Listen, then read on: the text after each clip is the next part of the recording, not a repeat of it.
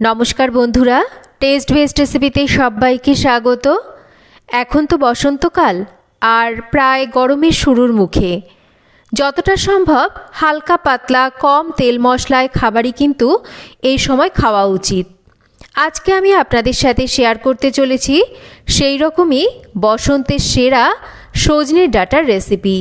এই সময় প্রায় প্রত্যেক বাড়িতেই কিন্তু সজনের ডাঁটার বিভিন্ন রকম রেসিপি তৈরি হয়ে থাকে। আমরা বিভিন্ন রকমভাবে সজনের ডাঁটা বানিয়ে থাকি। আজকে আমি আপনাদের সাথে নামমাত্র মশলায় সজনে ডাঁটার এমন একটা রেসিপি শেয়ার করতে চলেছি যেটা একবার খেলে কিন্তু এর স্বাদ মুখে লেগে থাকবে, খেতে অত্যন্ত সুস্বাদু হয়। তো কি করে তৈরি করছি আজকের এই নামমাত্র মশলায় সজনের ডাঁটার রেসিপি, চলুন দেখে নেওয়া যাক। এখানে আমি কিছুটা জল একটা পাত্রে গরম বসিয়ে দিয়েছি। জলটা যখন গরম হয়ে যাবে, কেটে নেওয়া সজনের ডাঁটা সামান্য একটু লবণ দিয়ে আমি একটু হালকা করে ভাপিয়ে নিচ্ছি। একটা ঢাকা দিয়ে 4-5 মিনিট আমি সজনের ডাঁটাটাকে হালকা করে ভাপিয়ে নেব। দেখুন আমি মিনিট 5 পর ঢাকাটা সরিয়ে নিয়েছি। ডাঁটাগুলো বেশ একটু ভাপানো হয়ে গেছে। এবার ডাঁটাগুলোকে জল থেকে আলাদা করে নেব আর এই সেদ্ধ জলটাই কিন্তু রান্নায় ব্যবহার করব। একটা বাটিতে 1/2 চামচ লবণ আর 1/2 চামচ হলুদ গুঁড়ো নিয়েছি। যেটুকু লবণ হলুদ এই রান্নাতে প্রয়োজন সেটুকুই নিয়েছি। এবার কিছুটা জল দিয়ে লবণ হলুদকে ভালো করে মিশিয়ে নিচ্ছি। রান্নাটা করার জন্য এবার কড়াইতে তেল গরম করে নেব। তেলটা গরম হলে বেশ খানিকটা বিউলির ডালের বড়ি আমি বেশ লাল করে ভেজে নিচ্ছি। আপনারা আপনাদের কাছে যে বড়ি থাকুক না কেন সেটাই কিন্তু এই রান্নায় অবশ্যই দিতে পারেন। বড়ি ভেজে তুলে নেওয়ার পর একটা তেজপাতা আর 1/2 চামচ মতন কালো জিরে ফোড়নে দিয়ে ফোড়নটাকে একটু ভেজে নেব। ফোড়নটা সুন্দরভাবে ভাজা হয়ে গেলে এখানে এই রকম একটু ডুমো করে কেটে নেওয়া কিছুটা আলু আর তার সাথেই দিচ্ছি এখানে একই রকম টুকরো করে কেটে নেওয়া মিষ্টি কুমড়ো। আলু আর কুমড়োটাকে একটু এই রকম ভেজে নেব। আর সবজিগুলোকে ভাজার সময় অবশ্যই লো টু মিডিয়াম ফ্লেমে রেখে সবজিগুলোকে ভাজতে হবে আর ঢাকা দেওয়া যাবে না। সবজিগুলো মানে আলু আর কুমড়োটা যখন একটু 4-5 মিনিট ভাজা হয়ে যাবে তখন এর মধ্যে দিয়ে দেব একই রকম টুকরো করে কেটে নেওয়া বেশ খানিকটা বেগুন।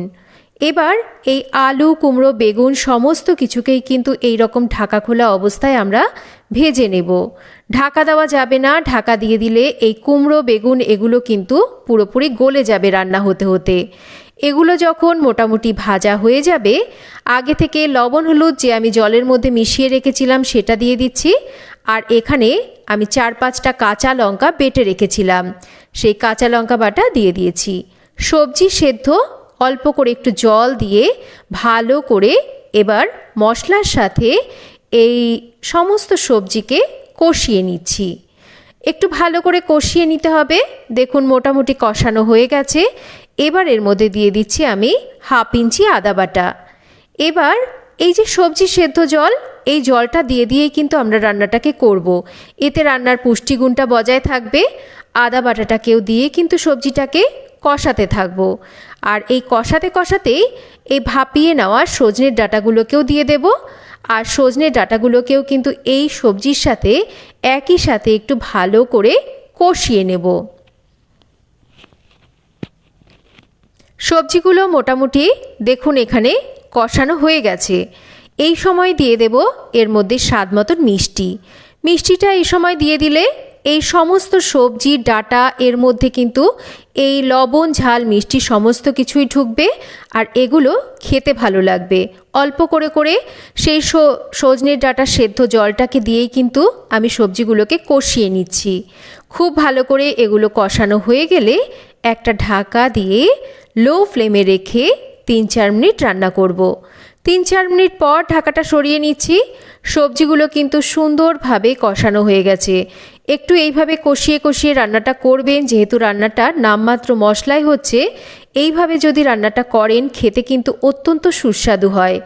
এবার এর মধ্যে ভেজে নেওয়া বড়িগুলোকে দিয়ে দেব আর তার সাথে দিয়ে দেব 1 চামচ ভাজা মশলার গুঁড়ো।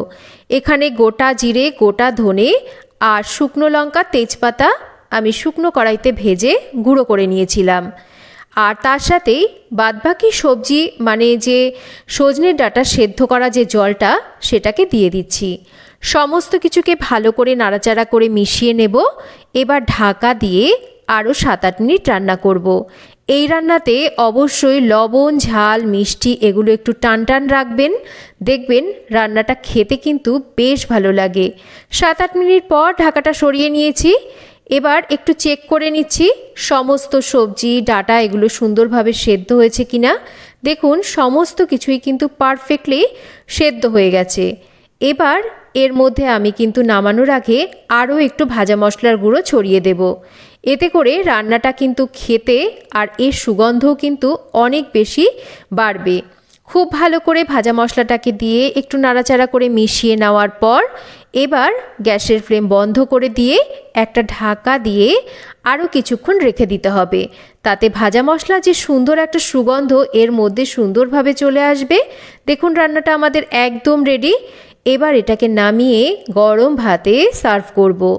একবার এইভাবে সজনের ডাঁটার রেসিপি আপনারা বানিয়ে দেখুন, দেখবেন এর স্বাদ মুখে লেগে থাকবে। অনেকবার তো অনেকভাবেই সজনের ডাঁটার রেসিপি বানিয়ে খেয়েছেন বা এই গরমে বানিয়ে খাবেন। একবার অন্তত এই রেসিপিটা অবশ্যই বাড়িতে ট্রাই করে দেখুন। আশা করছি রেসিপিটা আপনাদের খুব পছন্দ হবে। তো কেমন লাগলো আজকের এই সজনের ডাঁটার রেসিপি একটা কমেন্ট করে জানাবেন। আর রেসিপি ভালো লাগলে একটা লাইক করবেন আর রেসিপিটা শেয়ার করবেন। আর যদি চ্যানেল সাবস্ক্রাইব করা না থাকে তাহলে চ্যানেলটাকে সাবস্ক্রাইব করবেন।